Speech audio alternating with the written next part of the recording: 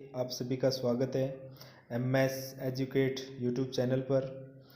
जैसा कि हम पढ़ रहे थे कक्षा 8 का विज्ञान विषय का पहला अध्याय फसल उत्पादन एवं प्रबंध। तो इसमें हम कृषि पत्तियों के बारे में पढ़ रहे थे, जिसमें हमने खाद और उर्वरक तक हमने वो पढ़ लिया था।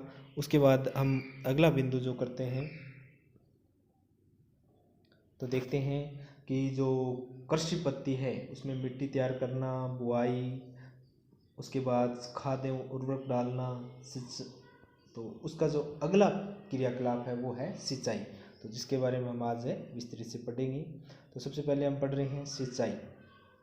ठीक है, तो हम ये देखते हैं कि सिंचाई किसे कहते हैं। परिभाषा के रूप में हमें जानना जरूरी है कि सिंचाई क्या है। तो निश्चित अंतराल के बाद यानी कुछ समय के बाद किसान जो है वो क्या करता है, पौधों को पानी देता है। कुछ समय के बाद जैसे ही मिट्टी के अंदर है वो नमी खत्म हो जाती है, तो उसके बाद है वो किसान है वो फसलों को क्या देता है, पानी। और उसी क्रिया को क्या कहते हैं, सिंचाई कहते हैं। यानी फसल के अंदर निश्चित जो समय है, निश्चित समय के बाद खेत में जो पानी देने की क्रिया है वो क्या कहलाती है, सिंचाई। तो जैसा कि हमने पढ़ा था कक्षा 6 के अंदर, 7 के अंदर, कि अब हमारे लिए जल के स्रोत क्या क्या हैं। तो हमने ये पढ़ लिए हैं, एक बार इनको पुनः देख लेते हैं कि जल के प्राप्ति स्रोत है हमारे पास मुख्यतः कुएं यानी कुओं का पानी है, या जलकूप, तालाब, झील, नदियाँ और बांध एवं नहर है।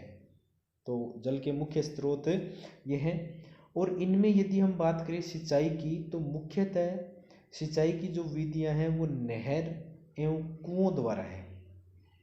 नहर एवं कुओं से है वो हमें पानी, कुओं के पानी से हम सिंचाई करते हैं। तो सिंचाई की दो विधियां हैं, एक तो पारंपरिक और एक आधुनिक विधि। यहाँ पे दोनों विधियों के मैंने नाम लिखे हुए हैं, पारंपरिक और आधुनिक। तो पारंपरिक जो विधि है, कई बार जैसे पिछली बोर्ड की क्लासों में अंदर भी प्रश्न भी आया था कि किन्हीं दो पारंपरिक विधि के नाम बताइए।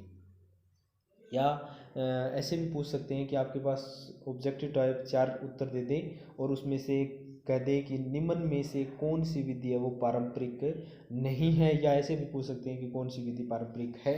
तो आपको नाम याद रखने, ये इंपॉर्टेंट क्वेश्चन भी बन रहा है, एक छोटे 9 अंक का प्रश्न भी है। तो पारंपरिक विधि कौन सी है, पारंपरिक तरीके से मोट या घिरनी, चैन पंप, डेकली और रहट। डेकली और रहट ये सिंचाई की पारंपरिक विधि है, जो प्राचीन काल में पुराने समय के अंदर चली आ रही थी। अब जो वर्तमान में सिंचाई की विधियां हैं, जिन्हें हम सिंचाई की आधुनिक विधियां कहते हैं, तो वो है छिड़काव तंत्र एवं ड्रिप तंत्र। छिड़काव तंत्र एवं ड्रिप तंत्र। तो इसके अंदर जैसे नाम से स्पष्ट हो रहा है, छिड़काव तंत्र। छिड़काव तंत्र मतलब फुहारा सिस्टम। तो अपने देखते हैं अपने लोकल के अंदर हम देखते हैं कि हमारे जो घर वाले हैं वो ज़्यादातर छिड़काव पद्धति को अपना भी रहे हैं। या हम इधर उधर के गांव के अंदर जाते हैं, जैसे अपने ननिहाल जाते हैं, तो रास्ते के अंदर हमने देखा होगा खेतों के अंदर है वो एक बारिश के रूप में एक पंप सा लगा होता है, घूम घूम कर है वो पूरी फसल के अंदर पानी दे रहा होता है। तो वो जो पद्धति है वो छिड़काव तंत्र है। और दूसरी है ड्रिप तंत्र। इसका नाम होता है ड्रिप तंत्र। ड्रिप मीन्स बूंद। इसकी दूसरा नाम बूंद बूंद पद्धति भी है। ड्रिप तंत्र का नाम क्या है, बूंद बूंद पद्धति। तो हम इसमें पहले देख लेते हैं छिड़काव तंत्र क्या है। तो छिड़काव विधि देखते हैं। तो मुख्यतः अपने को ये ध्यान रखना है कि ये जो विधि है वो असमतल भूमि के लिए उपयोग में ली जाती है। कौन सी भूमि के लिए, असमतल। असमतल का मतलब जो बिल्कुल उबड़ खाबड़ हो। जैसे हम ये कह सकते हैं धोरे, यानी जो ये अपने टीले हैं खेत के अंदर, उनके अंदर इस विधि का उपयोग किया जाता है, छिड़काव तंत्र का। तो कई बार प्रश्न आ जाता है कि छिड़काव तंत्र में कौन सी भूमि के लिए उपयोगी है, तो असमतल भूमि और जहाँ कम मात्रा में पानी हो। ठीक है, वैसे तो ड्रिप तंत्र भी कम मात्रा में उपयोगी है, लेकिन मेन क्या है, असमतल भूमि। ठीक है, उसके बाद हम ये देखते हैं कि इसमें होता क्या है कि इसके अंदर एक पाइप होती है और उसके ऊपर एक नोजल लगा होता है। पाइप के ऊपर एक नोजल लगा होता है, और जैसे ही उस पाइप के अंदर पानी हम प्रवाहित करते हैं तो उस नोजल से पानी निकलता है, तो वो नोजल गोल घेरे के अंदर घूमती रहती है और पौधों के अंदर ऐसे पानी गिरता है जैसे बारिश हो रही हो, तो वर्षा के रूप में पौधों को पानी प्राप्त होता है। ठीक है, तो आपने देखा भी होगा इसके अंदर एक ऊपर नोजल सी होती है और वो घूम घूम घूम घूम कर और प्रत्येक भाग के अंदर बराबर मात्रा में है वो पानी देती है।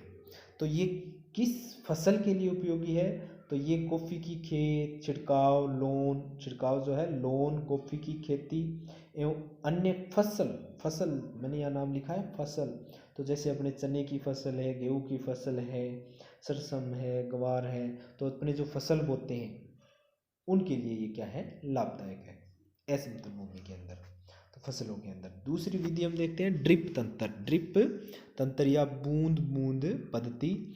यहाँ हम ये देखेंगे कि जो छिड़काव तंत्र था वो असमतल भूमि के लिए था, ये समतल भूमि में ही उपयोगी है। असमतल भूमि में ड्रिप तंत्र है वो उपयोगी नहीं है। ठीक है, और दूसरा हमने ये भी देख लिया कि जहाँ जल कम मात्रा में होते हैं, क्योंकि आधुनिक विधियाँ हैं वो पानी बचत की विधियाँ हैं, इसमें पानी कम खर्च होता है। तो अब देखते हैं ड्रिप तंत्र में होता क्या है कि इसके अंदर छोटी छोटी पाइपें होती हैं, तो जहाँ पे जैसे ये पौधा है, ये पौधा है, ये पौधा है, तो इनके पास से एक पाइप बिछा दी जाती है और इन पाइप के अंदर जहाँ पौधे की जड़ है वहाँ पे एक छोटा सा छिद्र कर दिया जाता है, और इन छिद्रों के द्वारा इस पौधे की जड़ों को, जो पौधा होता है उनकी जड़ों को ही सीधा पानी प्राप्त होता है, और दूसरी जगह है वो पानी वेस्ट नहीं होता। तो इस प्रकार है वो बूंद बूंद के रूप में जड़ों को पानी मिलता है, इसी कारण इसका नाम दिया गया है ड्रिप तंत्र या बूंद बूंद पद्धति। और ये किस पौधों के लिए या किस फसल के लिए उपयोगी है, तो यह हम देखते हैं कि जो फलदार पौधे हैं या जो जहाँ बगीचे लगाए जाते हैं, क्योंकि बगीचे में अंदर आपने देखा होगा जैसे अमरूद के पौधे हैं वो एक यहाँ लगा होगा, एक यहाँ लगा होगा, एक यहाँ, तो वहाँ ये पौधे के लिए ये उपयोगी है।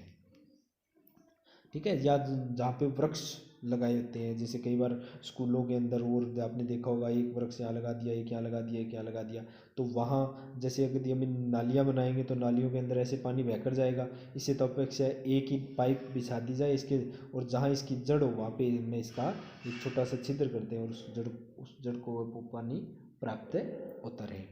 तो ये है ड्रिप तंत्र। अब हम अगला करते हैं खरपतवार से सुरक्षा। अगला जो क्रियाकलाप है वो क्या है, खरपतवार से सुरक्षा। तो हम पहले देखते हैं कि खरपतवार क्या होता है। कि जैसे हमने देखो खेत के अंदर देखा होगा कि जैसे हमने गेहूं की फसल है या चने की फसल बोई, तो चने का पौधा तो है ही है, उसके अलावा उसके अंदर कुछ हरे हरे रंग के और पौधे दिखाई देते हैं जिनका कोई उपयोग नहीं है। तो वो जो जैसे यहाँ चने का पौधा, यहाँ चने का पौधा है, तो यहाँ अनावश्यक अनेक पौधे उग जाते हैं जिनका कोई उपयोग नहीं है। तो वो यहाँ जो इतनी दूर की ज़मीन है वहाँ से क्या करते हैं, जल भी तो ये पौधे सोखते हैं, खनिज लवण भी सोख रहे हैं, तो जो इन पौधों को वास्तव में जितना मिलना चाहिए था, जो चने के पौधे थे ये, इनको वो वास्तव में नहीं मिल पाता, क्योंकि ये जो बीच में अनावश्यक पौधे हो गए इन्होंने ले लिया है। तो क्यों ना हम इनको यहाँ से अलग कर दें। ठीक है, तो फिर ये पौधों को बराबर जल है या खनिज लवण है या पोषक तत्व जो भी है वो इनको मिलता रहेगा। तो हम देखते हैं कि खेत में फसल के साथ उगे हुए जो अनावश्यक पौधे हैं उनको क्या कहेंगे, खरपतवार कहते हैं। और खरपतवार हटाने की क्रिया जैसे अपने निराई कहते हैं, तो अपने क्या कहते हैं कि खरपतवार जैसे चने की खेती में अपने जो पेरेंट्स हैं वो क्या करते हैं, कसिया लेके जाते हैं और इन पौधों को है वो हटा देते हैं, तो इस क्रिया का नाम क्या हो गया, निराई। ठीक है, जबकि कुछ ऐसी फसल भी होती है जैसे अपने देखते हैं कि जैसे गेहूँ है तो उसके अंदर हम है वो निराई का कार्य यानी हाथ से वो अलग नहीं कर सकते, क्योंकि जो गेहूँ की फसल है उसमें पौधे है वो एकदम बिल्कुल पास पास होते हैं, तो हम उस फसल के अंदर से गुजरेंगे तो ये फसल टूट जाएगी, नुकसान भी होगा। तो उसके अंदर क्या करते हैं कि खरपतवार नाशक का छिड़काव करते हैं, यानी एक दवा होती है, रसायन होता है, उस रसायन का उपयोग के द्वारा हम उसके अंदर जो अनावश्यक पौधे उगे होते हैं उनको नष्ट करते हैं। तो रसायन के उपयोग से खरपतवार नियंत्रण किया जाता है, जिन्हें खरपतवार नाशी कहते हैं। जैसे 2,4-D, ये 2,4 क्या लिखा गया है, ये नाम है 2,4-D। 2,4-D तो अपने गेहूँ के जो फसल है अपने किसान जो लेते हैं उसके अंदर आप घरों में पेरेंट्स से पूछोगे कि आपने कौन सी दवाई डाली है, तो आपको यही नाम देंगे कि 2,4-D डाली है। तो ये 2,4-D क्या करती है कि जो गेहूँ के अंदर, गेहूँ का जैसे आपने पौधा देखा होगा ऐसे बिल्कुल पतली पत्ती का पौधा होता है और उसके अंदर कुछ जैसे बथुआ वगैरह हो जाता है, तो उस बथुए की जो पत्ती है वो ऐसे बड़ी पत्ती होती है। तो जो ये बड़ी पत्ती के पौधे हैं उनके ऊपर ये जो 2,4-D का जैसे ही छिड़काव होता है तो वो उनकी वृद्धि को रोक देते हैं। तो जैसे ही वो वृद्धि रुकेगी और इसका विकास भी अवरुद्ध हो जाएगा तो ये पौधे हैं वो नष्ट हो जाएंगे और गेहूँ की फसल है वो बनती रहेगी। तो इसलिए यहाँ हमने बीच में एक लाइन लिखी थी, निराई करना आवश्यक क्यों है। मैंने पहले भी चित्र से समझा भी दिया है। निराई करना आवश्यक इसलिए है क्योंकि जो खरपतवार है, जो अनावश्यक पौधे, वो ज़मीन से जल, पोषक तत्व और जगह और यहाँ तक कि प्रकाश के लिए भी फसलों के साथ स्पर्धा करता है और फसलों के जो पोषक तत्व फसल को मिलने चाहिए थे वो पूरे नहीं मिल पाते क्योंकि कुछ इन्होंने खरपतवारों ने ले लिए। तो जिसके कारण हमें निराई करना बहुत आवश्यक होता है। ठीक है, तो ये हो गया खरपतवार नाशक का छिड़काव, यानी 2,4-D का छिड़काव। खरपतवार नाशक एक रसायन है, एक दवाई है जिसके द्वारा हम वो खरपतवार को नष्ट कर सकते हैं। इसके बाद अब हमारी फसल है वो कटाई योग्य हो गई है, तो अगला क्रियाकलाप है कटाई, यानी जो फसल पक जाती है, पक जाने के बाद उसको काटना ही क्या कहलाता है, कटाई कहलाता है। अपने जो भारत के अंदर मुख्यतः ज़्यादातर जो है वो फसल की कटाई जो है वो हाथ से दरांती की सहायता से होती है, दांती के द्वारा काटते हैं। लेकिन अब आजकल है वो कुछ मशीनों का उपयोग करते हैं, जैसे हार्वेस्टर। जैसे आजकल जो कणक की कटाई है और है वो किसके द्वारा की जाती है, हार्वेस्टर के द्वारा, जिसके अंदर मशीन आती है जो जड़ों से है वो पौधों को, जैसे ये पौधे हैं तो इनको जड़ों से या यहाँ से चलती जाती है और इनको जड़ों से अलग काट के एक जगह इकट्ठी करती रहती है। अब आपने देखा होगा कि यहाँ पे कुछ जैसे गेहूँ की जो फसल है उसके अंदर आपने नाम सुना होगा कि अब इस बार तो गेहूँ की वो कटाई है वो कंबाइन से करवाई है। तो कंबाइन क्या है, तो यहाँ हम देख रहे हैं कि कंबाइन जो मशीन होती है वो वास्तव में हार्वेस्टर और थ्रेसर दोनों का संयुक्त रूप है। तो पहले हम देखते हैं थ्रेसर क्या है। तो थ्रेसर क्या है कि काटी गई फसल जो है, एक पर्सन मैंने लिखा है थ्रेसिंग कहते हैं, यानी थ्रेसिंग किसे कहते हैं कि जो फसल हमने काट ली तो उसके अंदर क्या है, बीज है और उन बीज कहाँ है, उस फसल के अंदर भूसे के अंदर भरे पड़े हैं। उस जैसे गेहूं का पौधा है तो उसके अंदर ऊपर बाली है, उस बाली के अंदर है वो दाने क्या है, इसके अंदर है।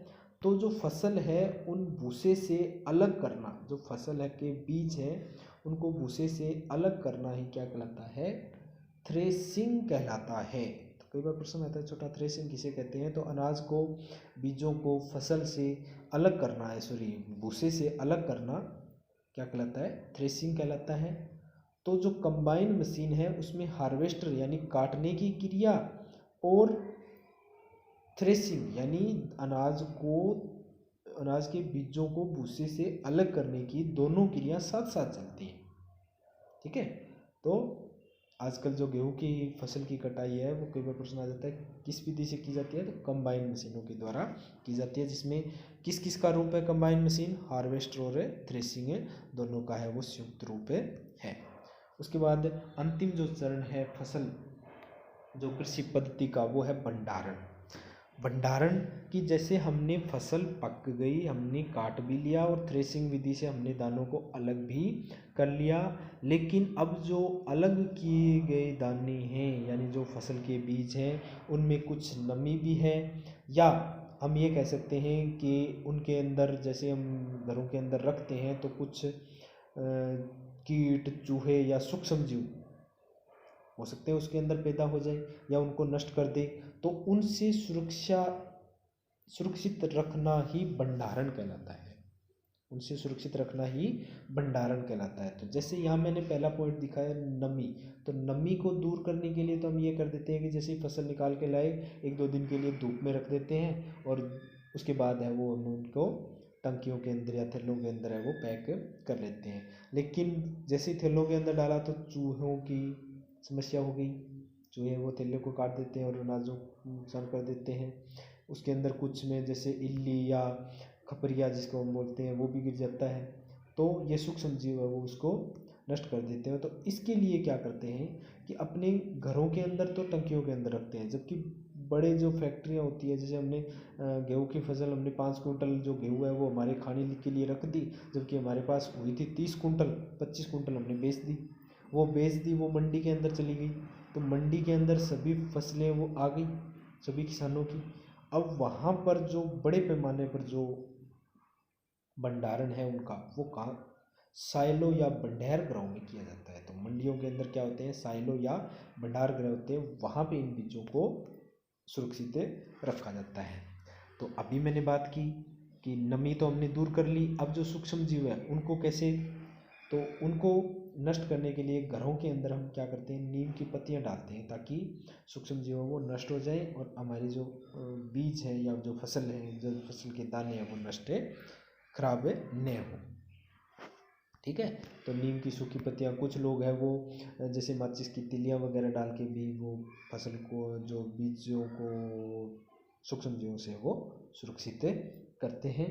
तो बच्चों ये है वो 4 वीडियो के द्वारा है वो अपना पहला अध्याय फसल उत्पादन एवं प्रबंध है वो कंप्लीट हो गया है।